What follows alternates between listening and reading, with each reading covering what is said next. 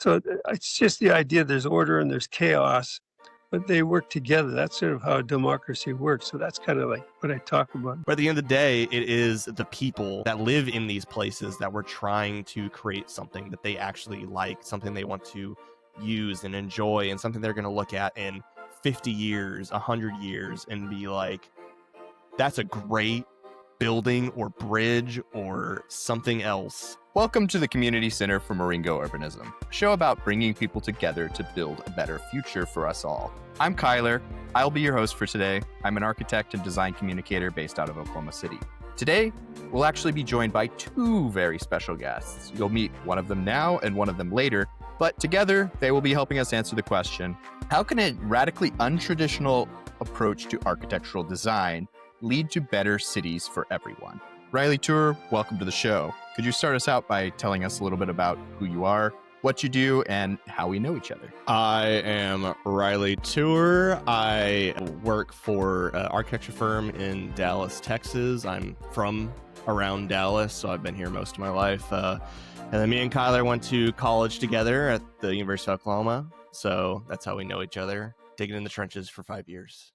So yeah. Yep, pretty much. So recently, I had the opportunity to actually interview an architect based out of San Francisco that our professors told us a lot about throughout school. His name's Donald MacDonald. He's probably most famous for his bridges. He designed the eastern span of the Oakland Bay Bridge in San Francisco, which is probably like the second most notable bridge in San Francisco. I had the opportunity to interview him about a week and a half ago. And I wanted to discuss with you, Reilly, the questions I asked him, the answers he gave me, and we can just kind of provide additional context and chat about what he said. So without further ado, if you're ready to get started, I can dive into the first one. Yep, let's get going on this one. First of all, welcome to the show. Could you start us out by telling us a little bit about who you are and what you do? No, I'm an architect. I've done about 500 buildings and building projects, I should say. About 70 bridges and just about 100 pieces of do-it-yourself furniture, plus a lot of other ball stuff. Done 7 books, so it's been a very interesting career. But the basis of it started in Oklahoma. I was able to carry it through to my practice today. So I graduated from Oklahoma University of Oklahoma many years ago, and I came in there just after Bruce Goff had resigned, and I was really influenced by Herb Greene. I graduated before he left, and then he left and went to the University of Kentucky. At that time, I felt Oklahoma had lost some kind of, how can I say, intuitive development that was going on, and it was quite unique at Oklahoma, and that's one of the reasons I went there. I was interested in the creative process, and I think that I wanted to work with intuition and things like that, and Oklahoma seemed to be the place to go. And as you probably know, I grew up in Canada, and I was going to go to the University of Manitoba. Then I saw some work that Goff had done because I was working with an architect at the time up there just out of high school. And I figured that guy's really scratching the creative process. And he's teaching undergraduate, so I figured that's where to go. When I got there, he had left, so I ended up with Herb Greene. But Herb had such a good kind of feeling working with intuition. I use that term. I don't know if you'd use it, but understanding the creative process, what turns on the light bulb, what's unique, what can you do that solves a problem? And so Oklahoma really offered that for me when I was there. And I've used it throughout my career, from designing furniture to bridges and buildings. And what was your knowledge of Donald MacDonald when I mentioned this to you? Like, what came to mind? I had remembered the name, but I honestly could not remember what I don't know. I feel like I just couldn't remember who he was specifically, so I looked him up right away, and I just saw a bunch of bridges, and so I thought, okay, yeah, I know who this guy is. I know a little bit of what he's done, and then he kind of shared that book that he had written, Democratic Architecture. Read a little bit of it before this, and so I kind of have an idea of what he's all about. A little backstory: I reached out to our former professor, Stephanie Pilot, and I was going to interview her, but she said, no, you should interview Donald MacDonald. You should reach out to him. And I was like, okay, I guess I'm doing that. And when he did call me back after emailing him, I got to it. I read his book over the weekend, Democratic Architecture. As he said, he wrote like 7 different books. He has one on the Golden Gate Bridge and Alcatraz. So lots of interesting topics if you're interested in, San Francisco especially. But democratic architecture specifically really hits on how the approach that he learned at OU, which we're going to talk a little bit more about here in a minute, intersects with this sort of urbanism and city development type of thing that you and I are all about. We've talked about these things. I think you actually introduced me to not just bikes all the way back in the Yes, however long ago that was. But yeah, he's a really interesting guy with a really interesting career. But it started out at OU, which I think is interesting. And that's also why our professors talked about him so much. yes. I've heard that you coined the term American school to refer to Goff and Greene's sort of teaching style. How would you describe their philosophy on architecture and how it differed from others at the time? Well, the thing is that, like, if you'd gone to Harvard, you got Gropius, who was bringing the Bauhaus to America. You gone to the middle of America, you had Mies van der Rohe's school up at University of Illinois. Then on the West Coast, you had a lot of influence from Asia on the architecture. And there's different architecture, Mabeck and people like that. So when you're in Oklahoma, you're not under those kind of influences. And so it gives you a chance to develop as an individual. And I've always felt it's very important to develop as an individual and not be part of a school. And that's sort of what I got at Oklahoma. I did a show in London at the Royal Institute of British Architects. And at that time, I coined the phrase the American School of Architecture. It was a big show in London, and we had the American ambassador come and open the show up. It was quite a success, and I showed work of all the Oklahoma graduates on the West Coast and a few other people who were kind of in that vein of teaching or the pedagogical aspects that I had experienced. And it was carried on. It went into Japanese magazines. It was picked up. Japan, was picked up in Italy. In other words, it had resonance throughout the world, basically, on a way of thinking. And the American school isn't a style of architecture. It's just a way of thinking. It's solving a problem. Like, give you an example. If you have a project and the client wants a Victorian, then you work with them to get a Victorian. If he wants a design that's really far out and unique, then you give them that. In other words, you work with your client and you don't work with the philosophy of the East or West Coast, which was prevalent at the time I was in school. And Hans Butzer, who's a really good dean at Oklahoma now, really picked it up and really understood the significance of it. And I was always amazed that after I did the show in London, and I had these 2 publications, Architecture and Urbanism, out of Japan that picked it up, that nobody picked it up at Oklahoma. It was kind of a sad thing because it was so unique and so original. It was really great. But anyhow, Hans came along. And I went to Oklahoma before he was dean. I gave a lecture on marketing and how important it was in branding ideas and that. So, and I guess he was in the audience that picked up, but he ended up, copywriting the name, which was a really important thing to do. And it gave Oklahoma a real sort of place in the nation, in my mind, as far as a place to come for original thinking and working with intuition and things like that. Hans has actually described Donald MacDonald as one of the most impactful graduates in the history of the OU architecture program. I'm curious what your takeaway from school about the American school was, like how you felt they taught about that history and what that history was all about. Going into architecture school, one, I don't feel like I come from a very creative background or family very much. I kind of had to force my way into that. My dad's in sales and I don't want to do that. I felt that was really boring. And so I somehow ended up in architecture just because, I wasn't good enough at math to do engineering, and I wasn't very good at drawing. So I ended up not going into like any artsy kind of stuff. So architecture was it, because I liked building things.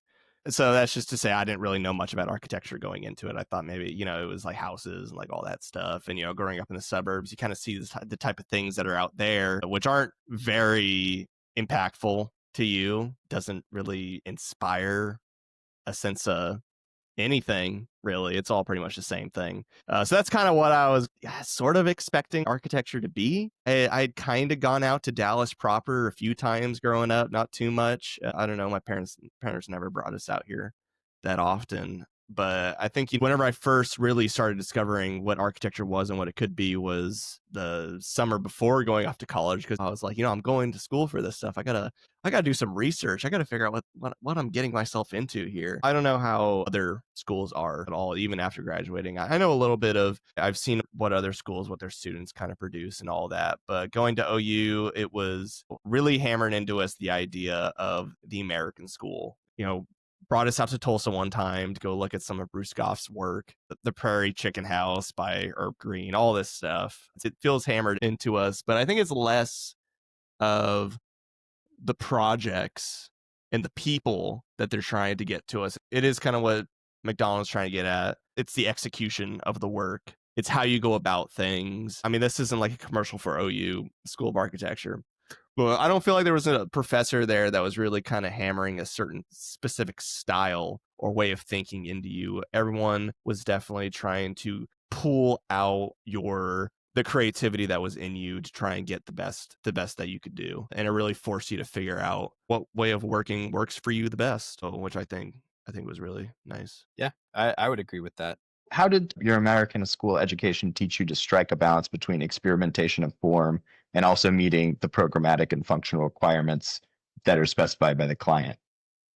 Well, the thing is that there's certain things you can work with. You can work with how the sun works on the project and how the weather works. Like here in San Francisco in the seismic zones. In other words, there's so many things outside the client's desires that have to be resolved. And then you deal with his desires. And so that's kind of the way it works. And you might look at other solutions. How do you hang a house on the side of a hill? And you want to make sure you're on serpentine shale like San Francisco, or you're on the sand, and that means something different below. But a lot of things come into play. There's things coming into play now like fire. In other words, if you look in Los Angeles, all the damage was done to that big fire a couple of weeks ago. Now you got to start thinking about how do you protect houses with fire and from fire, make them fire resistant. And I've done a couple of houses that are in fire zones, and we put fireproof materials all over the building so that they can survive the fire. And we're trying to have the owner keep the bush down around the house. There's just a lot of things that are playing now. The hurricanes are getting stronger. There are more tornadoes, as you know, in Oklahoma. How do you create projects in the rising tides? And there's so many things that have to be resolved. And then you deal with the client's desires from once you take that stuff into play. One of the quotes from the book Democratic Architecture that I thought was really fascinating was, if one design characteristic can be said to be most expressive of democracy, it is fragmentation. And then he went on to argue that architects should actually strive for disharmony, contradiction, flux, and disparity in their designs rather than orderliness and consistency. But he also clarified this does not mean disorder and originality for their own sake. Its purpose is to satisfy the functional and aesthetic needs of the people who inhabit buildings, not to be a realization of the architect's subjective impulses. I guess what he was trying to explain was that we shouldn't just make everything homogeneous. In fact, we should specifically try not to do that, because that's more representative of the people who actually use the buildings, right? Not everybody is the same. Not every client is the same, and it doesn't make sense for every building to be the same. I do think another thing that was talked about a lot in school, and I know you have opinions on this, is the sort of idea of the starchitect with a very distinctive style of architecture, and they could plop down, one of their signature buildings in any city in the world, but that doesn't really represent the city unless that architect is actually working with the community and implementing the needs and desires of that community. Right. Now, I mean, it's the idea of, form follows function. The building's got to be functional first and the beauty follows after that. Like you said, someone might come to one of these architects and say, hey, I love your work on this, blah, blah, blah. I want you to plop this right in the middle of some city in North Dakota. I don't know. Think of the Guggenheim in North Dakota. And it just doesn't work because it doesn't it. I mean, the Google Maps doesn't work in.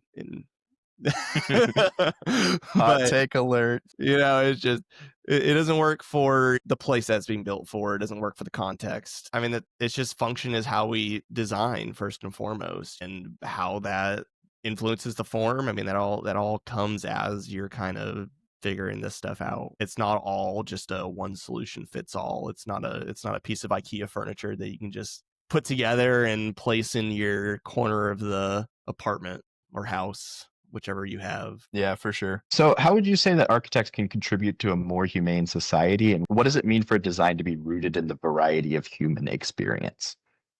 I think on that means is there again, I'll go back to the client. The client's a human being, and what are his desires, and how do you make him achieve them? And if you can do it with a third dimension, which, like, let me give you an example. If I was doing a house for an engineer, I'd make sure that he can understand, looking at the ceiling, how the structure works for the engineer, so he's comfortable in his house, how they work in earthquakes. In other words, you take the client's desires or the client's needs or how he wants to live. I did a ranch out in a place called Bolinas, and the client wanted a barn-like structure. So I did a design for him that was related to that, but was also on an earthquake fault, and that it created other elements in the design. And so I had to fireproof the buildings, and wanted to be off the grid. So we have to develop a situation you can get water, clean water, and solar power. So a lot of those things come into play. That's again sort of an example. I don't know if that's exactly what you're looking for, but that's kind of the way I think about it. One of these things that I've noticed recently is that a lot of people online are talking about how, and I don't know if you've seen this, but how we used to build beautiful buildings, but we don't anymore. Yeah. And usually what they mean by that is like classically styled traditional architecture buildings. And actually in the book, in Democratic Architecture, he brings up a quote from Philip Johnson that is that the job of an architect is to create beautiful buildings. That is all. Wasn't Philip Johnson also a Nazi? That was what I was about to bring up. That's what I'm kind of going to bring up with that, because I have some very opinions about people online saying that cities don't build beautiful buildings anymore. I get where it's coming from. I agree that buildings is like everything. It's it's for profit. At the end of the day, someone's trying to make money. Whoever's building it, developer or whatever, at the end of the day they got to make money somehow. And so if that means that they've got to do a cut and paste type thing to save some money, or they've got to get rid of some ornamentation or something, it's going to happen. We don't want it to happen as designers, but it's just the reality of it all that is it just happens. It's capitalism. So the reason he even brought up that quote from Philip Johnson, notable Nazi, is that he was refuting it, basically to say that architects actually have this responsibility to build humane structures, and that no building is necessarily neutral, and they're not just there for decoration, they're there to be used. Right. And I think, a building could be beautiful as much as it wants. But if it doesn't function properly, then, what's the point? Look at any of the Corbusier's buildings. There is a lot of stuff talked about where the owners of those buildings, after it's built, are like, God, this building sucks. Like, it leaks. It doesn't work properly. Like, I just don't like this house. I mean, correct me if I'm wrong, Philip Johnson did the glass house, right? Yeah. They could not live in that building. It was a beautiful building, but God, like, imagine living in a building where it's all glass. There's no privacy whatsoever. I mean, it's just not going to happen. So, function is first and foremost like the thing for anything that's built. Mm-hmm. And I think the other thing he hinted at here that I think a lot of people don't realize is that there's so many other invisible aspects to architecture, like the systems. If you want to be off grid, you have, a septic system that's completely invisible. I mean, obviously, if you live there, you're going to be dealing with that on a regular basis. But if you just see the building, you're not thinking about that. But those are the types of things that you have to spend money on nowadays that, back in the day, you just had an outhouse. Yeah. In your book, Democratic Architecture, you talked a lot about adaptable villages, possibly composed of studio homes or other things like that. How would you say these types of adaptable, changeable over time villages can strengthen familial and community ties for those who inhabit them? Yeah, what I've done is that I'll give you an example. Like in the United States, we have shopping centers, right? And we have these big parking lots around a shopping center.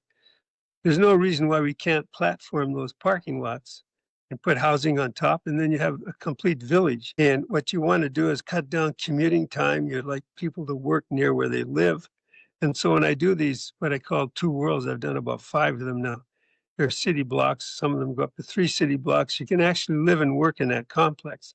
You don't have to get in the car and drive half an hour to the office. So I always push those ideas. And again, I'm going to repeat it, but the main thing is you take a shopping center and you platform the parking areas and you put housing on top and you've got a complete village. And so that's kind of in essence what I've been doing.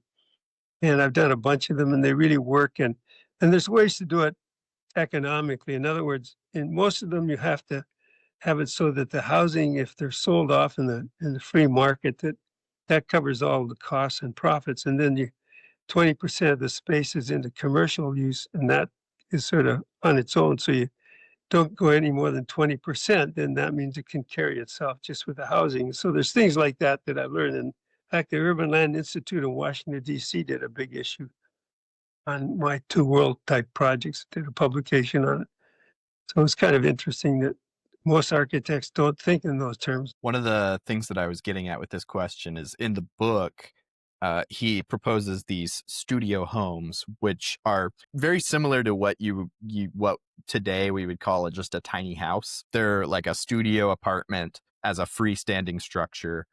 His has like a lofted bed over the sort of kitchen living area, so it kind of compartmentalizes the space, but it's all about getting rid of anything that's not absolutely necessary in order to build the most affordable type of unit. And then he goes on to say, well, then if you build a whole village of these and you expand them over time and they grow up slowly, then you kind of build this community incrementally and organically. And I was kind of interested to talk to you about that concept because our last semester together, you had done a project where you were proposing this sort of modular system of housing that could grow and change over time with community. And I was interested to hear your take on that. Well, I think the big thing that I was kind of hitting on that project and what MacDonald's kind of hitting at there with those studio homes like that is that we kind of have whole communities just pop up overnight nowadays. And, nothing is vernacular. Nothing takes time and grows organically to the needs of the community. Like, the more housing you need, okay, build a few more things. Oh, we need a grocery store, put that in somewhere. We need more space for people to work or for businesses to open up, build that over there. But nowadays it's like cities are just investing in the concept that people want to live in these places, and then eventually they don't, and these places just sit in purgatory forever and just end up burning down. I think it's interesting the strange phenomenon of billionaires wanting to create like cities in the desert for some reason. Like, that is so strange. And they've got these whole communities like planned out and everything. None of it's organic. Nobody's asked for this. They've just suddenly been like, hey, let's build this utopia out in the desert for rich people. Yeah. And those projects always fail because they're not representative of the people. No, it's not representative of anybody that will live there other than the ultra rich. You'll have people living in whatever these crazy homes are they want to build, and then you'll have the working class kind of. I don't mean this to be like a rise up people type thing. I'm just saying, like, you got to think about it. Like, where all these people that are working, where are they going to live? Are they going to have to commute it in? Or are they going to build like these weird like slums on the outskirts? It's just a strange concept that doesn't really have any thinking in reality. I think that's a good transition into the next question here. I was going to ask actually more about Two Worlds because I really enjoyed the chapter where you talked about that in your book. And you started that chapter by talking about Seaside, Florida, in what I would describe as like a scathing review. So I'm curious what you think places like Seaside, Florida are lacking and what they're getting wrong. when it comes Well, to building I community? mean, to me, it's not wrong or right. It's what some people want. Like some people want Catholic sort of spaces, they want to, it's like the Catholic Church has a whole program on how they like space. Whereas if you do something like a synagogue for the Jews, they reinterpret the Bible all the time or the Talmud, whatever it is. What I'm getting at is different groups have different needs. So you have to study this. If you want to do a building for the church, you have to realize what the philosophy is and you deliver that church if you want it. If you don't, you don't do it. So it's just the idea there's order and there's chaos, but they work together. That's sort of how democracy works. So that's kind of like what I talk about. But like Two Worlds came about because there's a lot of heritage trees in the site and I could wander around the site with forums and things like that. And to do that, yeah, I left the grid. And I also had to appeal to the city because they had zoning on one side for housing and the other side for commercial. And I was mixing them up. So again, it was a prototype, but the idea was to make it so that people could live and work in the same space. And many of them do now, which is quite interesting. One of the things that I thought was interesting was when he talked about Two Worlds in the book, he started it off with talking about Seaside, Florida, which is a new urbanist development, which is often sort of hailed as like the thing that kicked off new urbanism, this movement of building towns in this new way, which is actually more of a reference to a historical way of building that never quite existed in that exact way. And I think back to a few years ago, you and I went and walked around in the Wheeler district in OKC, which I will say is a really cool neighborhood that I'm actually pretty interested in the development of and following along with, especially because it is, close to downtown. It's one of the closest new urbanist developments to a downtown of a city. But I think we both caught onto this thing where it's like it feels kind of manufactured. I want you to talk about your thoughts on that. Yeah, I remember the first time I went to the Wheeler district. I mean, no hatred there. I think it's cool. I think it's great. I think it's interesting. I think it's interesting what they're doing there. But at the same time, yeah, it feels manufactured. It doesn't feel real. It doesn't feel organic. It kind of feels like a neighborhood out of like a movie set. I don't know how to describe it. But it's also strange because once you kind of leave the neighborhood, it's isolated. It's like really isolated from everything else around it. It's funny because it has like a neighborhood right next to it, and they've just completely like shut off the street connection to it. Like they're not connected to anything around them. I think there's like literally last time I was there was like one entrance in and out of that place. I'll just connect to my experience of living in Dallas. If you've ever been to DFW, it is a never-ending sprawl of just cities. I grew up in Allen. I'm still finding out about like cities that are here. Like there's a South Lake, Texas, which was like Allen's big rival. Recently, I learned there's a West Lake, Texas, right next to South. I didn't know that. That like blew my mind. But it's just, it's like I'm finding out about all these cities because they're all so close to each other and they're all streets connect them and everything, but they just still feel so isolated from each other. I live in Uptown currently. It's very difficult for me to get anywhere around Dallas that isn't connected to like a DART station or something. If I try to go out to somewhere in, say, Plano, it's like I'll take the DART over to downtown Plano, and then beyond that, I can't do anything. I can just walk around downtown Plano. It's just like there's no connectivity within these communities. We've built all these suburban cities, but they're all still so disconnected from each other. None of them talk to each other. And I think that Wheeler District is that on like a smaller scale. It's a great community. It's got like a school, it's got a grocery store, it's got all that stuff. But then again, it's like I don't see somebody that is not rich living there, and it just kind of feels like we have enough money to make this small community for ourselves. We want everybody else to stay away from us. That's how I feel again, about that. No shade at all to the Wheeler district. If you are on the development team, I do want to interview you eventually for one of these. But also, it's like Donald MacDonald said, that's a space for a certain person. That can't be everywhere for everyone. There's a lot of different needs and different communities that all need to be able to coexist and connect with each other. A lot of people don't want to be connected to somebody else. They want to be kind of private and kept away from other people. And I think there's a place for that. But then again, I mean, if that's all we're building is these disconnected communities from each other, it feels like there is no say in the way that you live, because a lot of these communities that are walkable, you're able to live and work in, are what is referred to as the 15-minute city. They're highly sought after hot commodities within our market, and they're getting super expensive, and the vast majority of people just cannot afford to live in those. I mean, outside Toronto, there is this a suburb that is that. It's a great walkable community. It's got great public transit, everything that you would want to live in if that was something that you were looking for. But it's such a rare thing around there and around a lot of the US and Canada that it's just so expensive, and good luck finding a place that's within reason. Mm-hmm. And speaking of affordability, I was also curious to talk to you about some of your thoughts on homelessness, because you talked about housing as a right. Yeah. And I'm curious how you think we get to that point where everybody has access to a home. Well, you know, you can look at countries like Sweden and Holland and these different countries. They solved the problem. They put the money in there. It's just all about money. And we spend a lot of money on different things and billions of dollars, and we print money. There's just a lot of things we do. We could start doing it with tiny houses or something, just areas where you can get in and get help set up.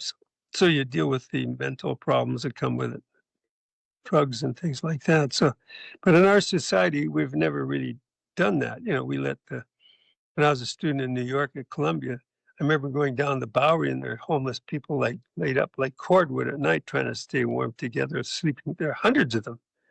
And so America's always been like that, but it doesn't have to be that way. And you go to these other countries and you don't see it. And it's minimal if you see it at all. And so there's lots of lessons we can learn. But I think in the United States, and I don't want to be a downer at all, but it's just that's the way it is. And so if you put money in some of those, like we can put $1 trillion in the armaments world, and then these 10,000 homeless people in California land under the freeways or in tents and things like that. So I'm just saying there's ways to begin it. And I started looking at it way back in the 80s, I guess, and I did a thing called a City Sleeper to show that, you know, you can do something to start the process. And then the idea is I did something to make life more humane, you know. And so I'm just saying that and in Oklahoma, you've got people there that are homeless. I remember getting letters from some veterans and people that didn't have any money anymore and they're homeless. And that's when I did the City Sleeper, made Time Magazine and a few others. And because of that, I got 200 and some letters from all over the United States of how desperate some people were. And it's those kind of things that it's kind of small potatoes as far as expenses go, but for some reason, our society doesn't really worry about it. They just push on and spend money on things in the trillions where maybe a few million could help out with a certain state with the homeless. I thought it was interesting in the book. He said, every human being has the right to a home, not just a shelter, but a private, secure, and congenial place to live at an affordable cost, or in the case of the destitute, at no cost at all. And that was on the first page of that book. I thought it was interesting how he basically just said, yeah, we could solve homelessness if we wanted to. Yep. I mean, look at the amount of money that, again, this is not like a rise up type thing. This is just, you know, stating, yeah, keep your eyes out. But, you know, I mean, look at the amount of money that the United States of America puts into the U.S. military. If you took like a percent of that and put it into trying to, you know, help these people that are homeless, it would help immensely. Like it would be ridiculous how much that would help. But then again, it just comes down to money. There's no money in helping get housing for these people. I don't mean to say like these people, but for, you know, for there's no money in fixing homelessness. There is none. There's none to be made. And so that's why there's not really a huge push to solve that issue. I mean, I've been, you know, looking at the news recently. There's a big push of we got a lot of homeless people in the city. We need to get them out of here. And it's more of like not helping them to get into homes, but literally get out of my city. I don't want you here anymore. Like you need to find a different place, which that's just going to create more issues and not solve anything. It's going to create a veil of, hey, we fix the problem. They're that type of thing. Any issue you may think there is, and you're wondering why does no one fix that in our country? Follow the money. Follow the money and ask yourself, if they were to fix this problem, would they make any money? Look at the fact that there's no high-speed rail in the United States. It's because no one will make any money doing that. And also, automobile lobbyists as well, like big one, trying to stop that. I mean, look in California, the fact that they've been trying to do a high-speed rail for years, and it was found out that Elon Musk had his boring company thing, and it turned out to be a front to try and stop California high-speed rail from ever getting off the ground because he wanted all the funding for himself. So it's just things like that. It's just we have these weird like outside influences, people wanting to make money somehow that just are stopping progress like this. I would also say it's important to keep in mind in terms of homelessness from the perspective of a developer or a landlord, just in terms of supply and demand. If you provide supply of housing for everyone, that cuts out of their profits because demand goes down. And that, I mean, that alone is why we have that artificial scarcity, even though we don't need to. And then look at the negative connotations of just thinking about homeless people in general. I mean, a lot of people see homeless people as individuals that can't be helped, don't want to be helped, are people that you don't want to be around. You're afraid of them, but a matter of fact is, it's just these people just need help that we can provide, we're capable of doing. We just aren't able to, or we don't have the capacity because there's just not enough funding or want or interest from the community at large to step in and help. Yeah, it's very unfortunate. So you talked about the city sleeper and installing 2 of them under a bridge that got removed. I'm curious what you think it would take for sort of an organization to go about installing more of those without them getting removed. No, I mean, I'm not saying that's the solution. I just did it to begin a process that was the start of saying, let's do something. Something's better than nothing. And that's what I did. I wasn't trying to set up an example for the rest of the world or the nation. I just say that I was trying to get so they could have housing. So I figured, here's the beginning. And then I designed some small houses, studio houses that are, I think, 14 feet by 17 feet with a little kitchen and shower in it, things like that. So that could be the next step. But to do that in this society is really tough. There's tiny houses that are getting some notoriety now, and I started that about 30 years ago before it caught on. So now it seems to be catching on in certain areas. So, but America's always had this problem. I remember doing some work in Poughkeepsie, New York, and I looked at the newspapers from the early 30s, and they still had the problem. So it's sort of endemic in our society. I mean, certain people have to put money aside to solve the problem, and they're not doing it. But it's not my business to get involved with that stuff. So it is what it is. I thought it was interesting in the book he talked about the real solution would be providing these really basic units of housing for people, like the studio houses that I already mentioned. And he used the recovery effort after the San Francisco earthquake in the early 1900s of how they built on public land all of these little really basic housing units that you could then, once you got back up on your feet, if you could buy a plot of land somewhere, you could take the little house with you. And a lot of people did. And they, took that and they added on to it because it was literally one room, no plumbing, anything like that. He said that's a proven solution for providing a lot of housing to a lot of people who need it. He also said there are people that are kind of choosing to live outside of the societal norms. And that's, the vast minority of homeless people, but people who would not even want to live in a house if given the opportunity to.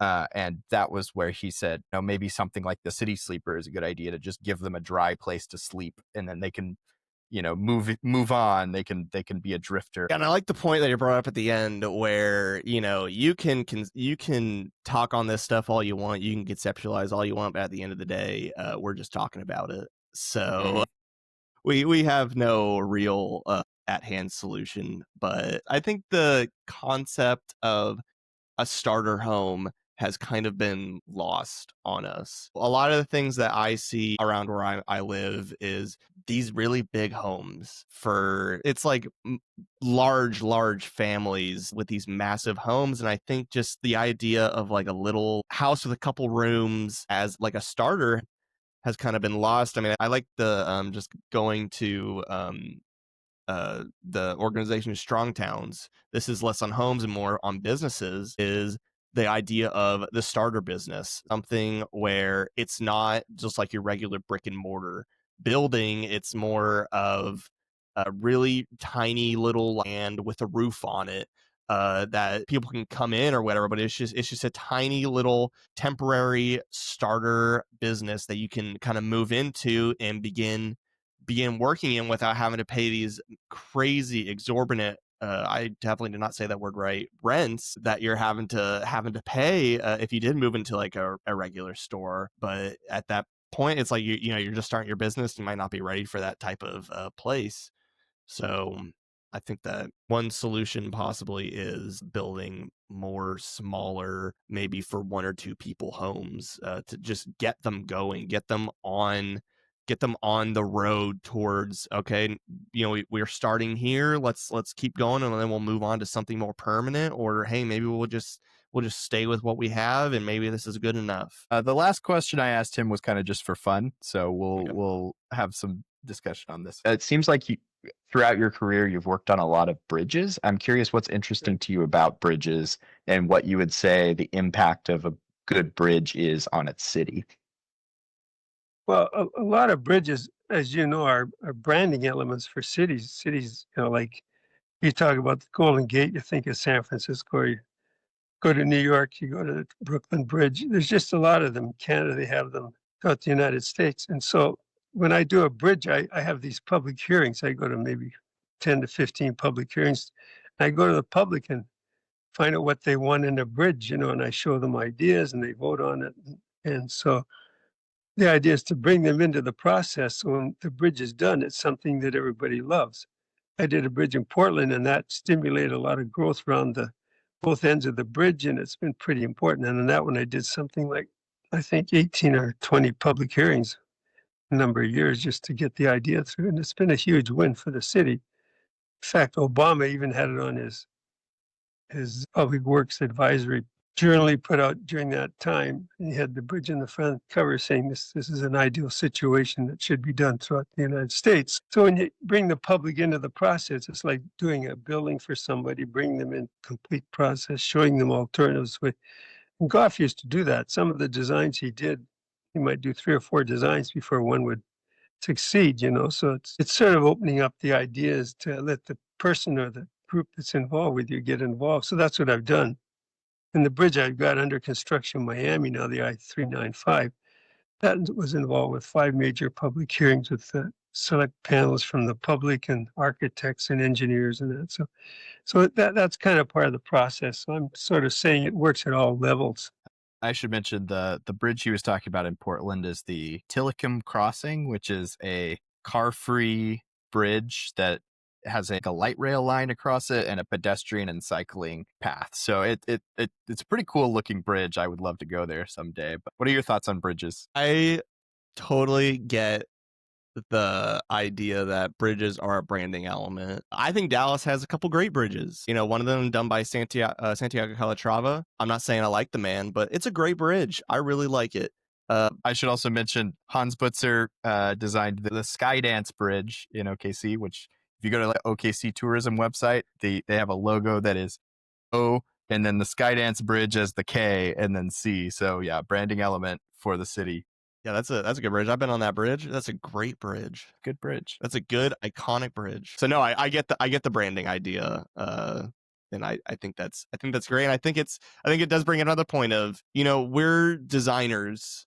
We have a knowledge of looking at the world in a different way than a lot of people do, just because that's what we've been trained to do, college and our jobs and everything like that. And also what we decide to do in our personal lives as well with our creative hobbies. But at the end of the day, it is the people that live in these places that we're trying to create something that they actually like, something they want to use and enjoy, and something they're going to look at in 50 years, 100 years and be like, that's a great building or bridge or something else, and I really like it. Yeah, I would say that's a good conclusion. Is there anywhere that you'd like to direct people who are interested in learning more about your work? I mean, I've done enough books. They could, go to the internet, go to eBay or something. They can just buy some used books. There's a bunch of it out there. Yeah.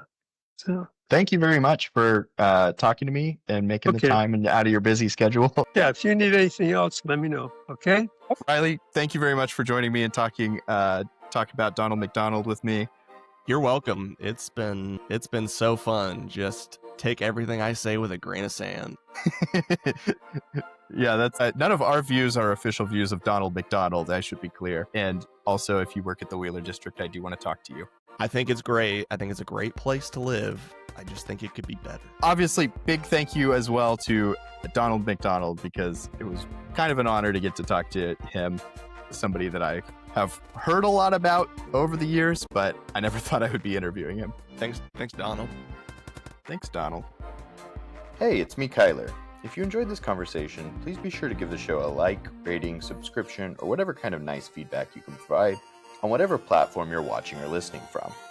If you'd like to join our community to stay up to date or to discuss anything you heard in today's show, consider joining the Aringo Urbanism Discord server. And finally, if you'd like to support the work of Aringo Urbanism directly, you can do so over on Patreon. Until next time.